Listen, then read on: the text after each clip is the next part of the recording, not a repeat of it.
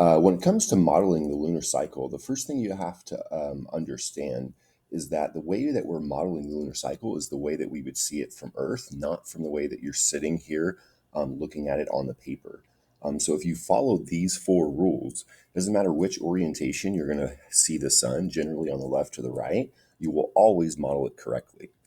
So the first thing that you're going to do is always put the new moon in between the Earth and the sun. So that is this moon phase here. And if you look at it from Earth and cover up the backside of the moon, you can clearly see why that's the new moon. The lit portion is facing the sun. So that's what these inner circles are for, is so that you can actually get your brain to be convinced that that's actually what it looks like from Earth. So you can cover up the backside and see actually what you would be seeing from Earth, just to make sure that you can kind of convince your brain, because half of this cycle, when we model it, is going to look incorrect from the way we're sitting. So let's go ahead and start. So the first step is to always put the new moon in between the Earth and the sun. So I'm going to go ahead and do that by shading it in and labeling it new. And the other thing that's not part of that rule is that if I know the new moon is in between the Earth and the sun, then I know the full moon is on the opposite side. So I can go ahead and label it. I don't need to shade it because the light is the white part of the paper.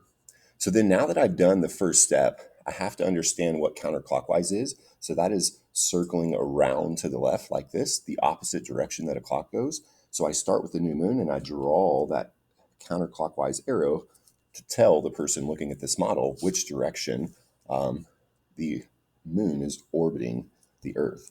So once I've established that this is where the cycle starts, then I know that this is going to be my waxing phase down here, and this is going to be my waning phase up here. So I'm going to establish my quarter moons, and this is the most critical step. If you can get the first and the third quarter correct, then everything else will fall in line pretty easily.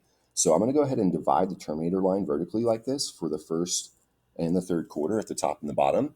And if I know that this is my waxing phase, that means the light is on the right for my first quarter. So I'm going to shade the left-hand side here and label this first quarter. And then I'm going to shade the right-hand side up here, and this is now my third quarter. Now that I've done that step correctly, I know that all of these moon phases down here will have the light on the right, and all of these moon phases up here will have the light on the left.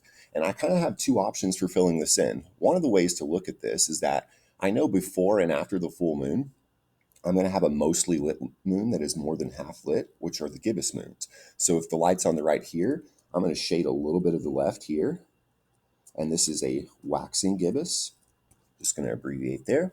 And then up here, it's now light on the left, so I'm going to shade a little bit of the right. And this is now a waning gibbous.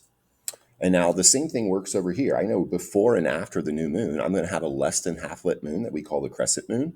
So down on the bottom, I'm going to have the light on the right. So this is going to be a waxing crescent. So I'm just going to make a little crescent, and I'm going to shade the left-hand side. And this is now my waxing crescent. And then up here, it's going to be the exact opposite. The light's on the left. So I'm going to make my crescent, and I'm going to shade the right-hand side. And now this is my waning crescent. And now I've modeled it correctly. So we're going to go ahead and practice with the light on the right. And the same thing is going to apply. If I just follow these four rules, you're going to see that it works out exactly the same. So the new moon is now in between the Earth and the sun on the right-hand side. So I'm going to go ahead and shade that in and label it new moon. On the opposite side, I know is the full moon. Step one complete. Now I need to identify counterclockwise. So I know going around to the left. So that means that I'm going up this time. So up here is going to be my waxing phase, and down here is going to be my waning phase. So then the next most critical step is that I have to divide the terminator lines for the top and bottom quarter moons. And since this is my waxing phase, the light's going to be on the right here. So I'm going to shade the left and label this my first quarter.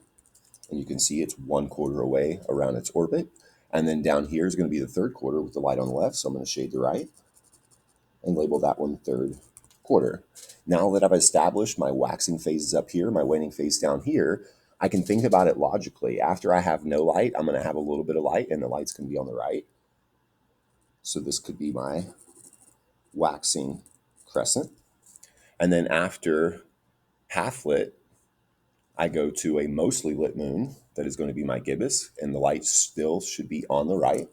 So I'm going to shade a little bit of the left, and this is now my waxing gibbous, and now full. And now we're going to go in opposite order here. So if this was my waxing gibbous up here, this is going to be my waning gibbous with the light now on the left. So I'm going to shade a little bit of the right. And we are now kind of turning the light off, which is what the waning phase is. I go from more than half lit to half lit, now to then less than half lit, and the light is still needing to be on the left because this is waning. So I make a little sliver here, shade the right hand side, and this is my waning crescent, and now we're done.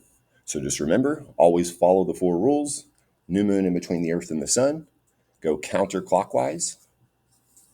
Always establish your first and third quarter moons so you can establish where the waxing phase is and then the waning phase. And you'll notice that there's always one side that is going to look correct from the way you're sitting. So up here, the light's over here. So all of these phases kind of make sense to my brain, but these are exact opposite. Whereas down here, all of these up here make sense because the light's over here, and these look incorrect. And that actually is a sign that you've done it correctly. Always half the cycle will look like it doesn't make sense, and then you know you've done it